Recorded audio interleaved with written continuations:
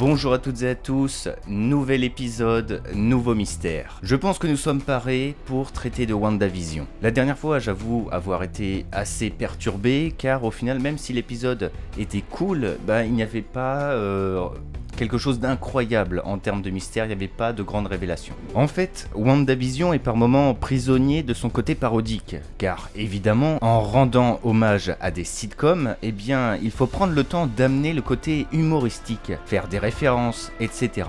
Là aujourd'hui, on était sur The Office, best sitcom.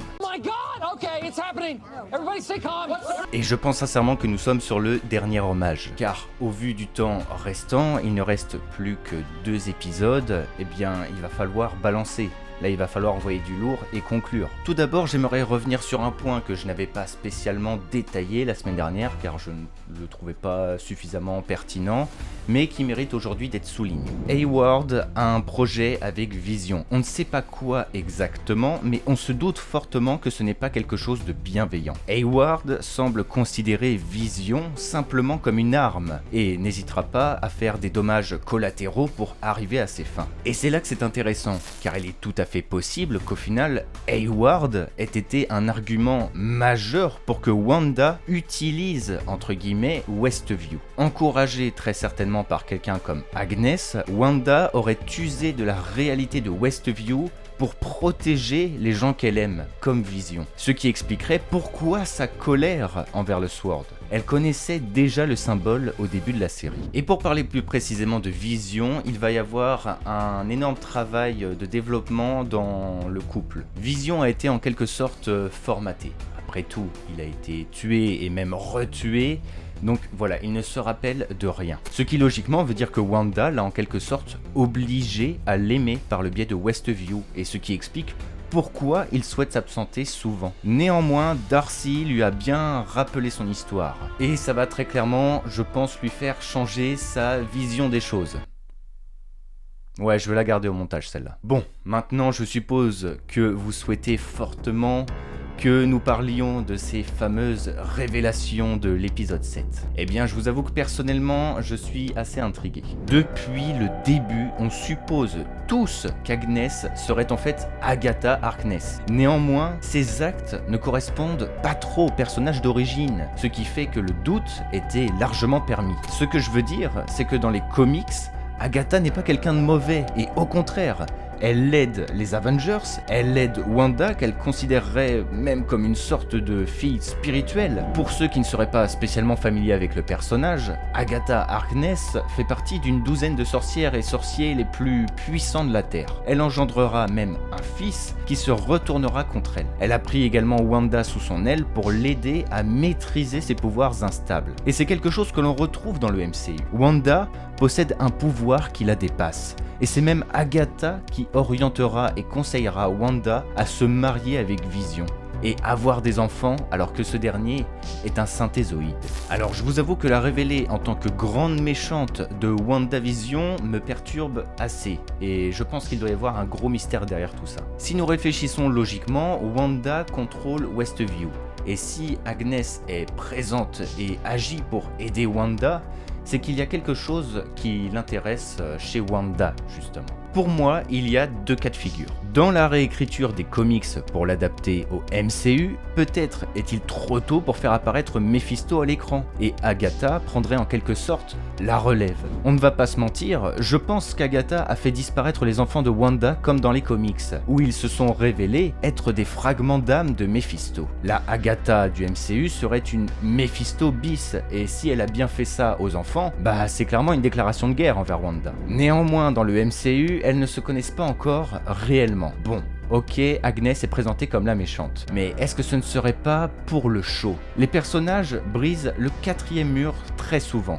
Entre le fait de parler à la caméra ou faire des interviews comme à la The Office. Si Agnes conserve les mêmes traits de caractère que Agatha dans les comics, peut-être chercherait-elle au final à aider Wanda à manipuler ses pouvoirs? Peut-être a-t-elle besoin d'aide par rapport à un truc spécifique de magie vu que Wanda est une sorcière? Enfin bref, par rapport à tout ça, j'ai deux idées en rapport avec Agatha Harkness justement. Tout d'abord, ce livre. Je suis prêt, mais à le parier, ce livre est le druide tome qui renferme le démon Samhain.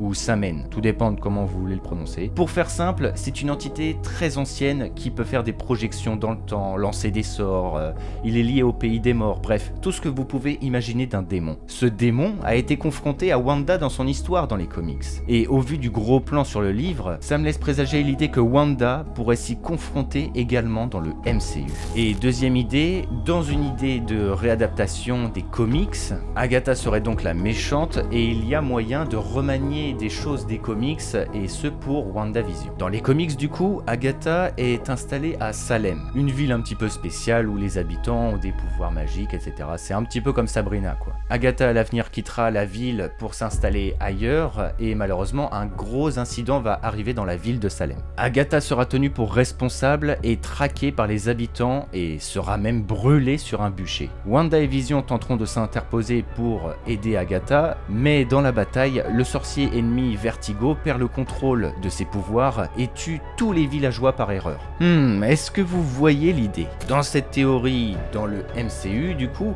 Wanda qui a le contrôle de Westview justement, pourrait retourner la ville contre Agatha et donc la faire tomber quoi. Les choses ne se passent pas comme prévu et Wanda est obligée de se battre, mais vu que ses pouvoirs la dépassent et sont même décuplés dans Westview, elle perdrait le contrôle et détruirait toute la ville, mettant fin enfin à ce calvaire qu'est Westview, mais amène quand même un sort assez macabre. Mais bon, cela reste une idée comme ça. Concernant Monica, elle a donc ses pouvoirs. C'était quelque chose d'attendu, même si je ne pensais pas que ce serait arrivé dans WandaVision. Monica est donc la première personne à être rentrée sans le consentement de Wanda, ce qui lui a donné ses pouvoirs en quelque sorte, avec la barrière du X. J'admets ne pas trop avoir de suppositions sur son cas pour le moment. Pour les non-familiers, en gros Monica Rambeau est une sorte de Captain Marvel en beaucoup moins puissante. Donc voilà, ses pouvoirs se rapprochent entre guillemets de ceux de Carol. Évidemment, Wanda la prend pour une ennemie, mais s'alliera très certainement avec elle quand elle sera au bout du rouleau, et Vision l'aidera sûrement là-dedans aussi, étant donné qu'il a échangé avec Darcy, et Darcy connaît Monica. Et je n'oublie pas le caméo de l'épisode 9 qui doit forcément arriver pour moi. Je reste sur Strange personnellement, et en plus Strange est en quelque sorte un sorcier, voilà, il fait les arts mystiques, etc. Donc il colle parfaitement à la situation et le thème entre guillemets. Et puis de toute façon, il est lié forcément à Wanda qui apparaîtra dans Doctor Strange 2. Beaucoup suspectent également Magneto et je vous avoue que je ne comprends pas trop pourquoi. Magneto est présenté dans les comics comme le père de Wanda et un personnage quand même iconique chez les mutants. Sauf que le problème, Wanda a déjà des parents dans le MCU et elle n'est pas une mutante non plus. S'ils adaptent Eric Launcher à l'écran, je vous avoue que je comprends pas trop le délire quoi. C'est comme si on réadaptait Batman mais en le faisant tuer des gens. Attends quoi? Non en vrai je troll un peu, je vous taquine, mais voilà, je comprendrais pas trop qu'il y ait Magneto. Pour moi je pense qu'il faut attendre l'arrivée des mutants, parce que Magneto en plus est quand même une figure emblématique chez les mutants quoi. Ce serait un peu gâcher le personnage que de le faire arriver sans le lier aux mutants, etc. Enfin voilà, j'espère que la vidéo de la semaine sur WandaVision vous aura plu. Si c'est le cas, n'hésitez pas comme toujours à me le faire savoir dans les commentaires avec vos théories, vos idées, vos avis. C'est toujours un véritable plaisir que de vous lire. N'hésitez pas également à vous abonner à la chaîne, à laisser un petit pouce bleu, voilà, ça me soutient, ça fait plaisir. Et puis voilà quoi, on se retrouve très vite pour de nouvelles vidéos. Écoutez, c'était Targorock et que le Lionheart soit avec vous. Allez, ciao tout le monde.